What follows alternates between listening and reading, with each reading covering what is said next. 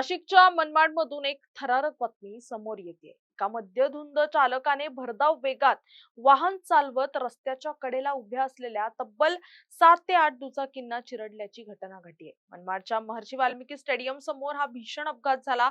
सुदैवाने या अपघातात कोणतीही जीवितहानी झाली नसली तरी अनेक दुचाकींचं मोठ्या प्रमाणावर नुकसान झालंय. नेमकं काय घडलं तिथे पाहूया.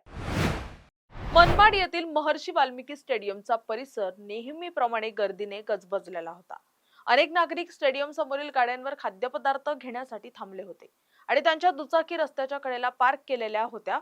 मात्र त्याच वेळी एका भरधाव वाहनाने या दुचाकींना जोरदार धडक दिली. धडक इतकी भीषण होती की एका पाठोपाठ 1 ते 7-8 दुचाकी या वाहनाखाली चिरडल्या गेल्यात. अपघातानंतर परिसरात एकच गोंधळ उडाला आणि मोठी गर्दी जमली.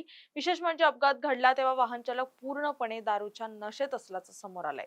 सुदैवाने अपघातावेळी दुचाकींवर कोणीही नसल्याने मोठा अनर्थ टळला. संतप्त नागरिकांनी चालकाला जाब विचारला असता तिथे तणावाचं वातावरण निर्माण झालं होतं.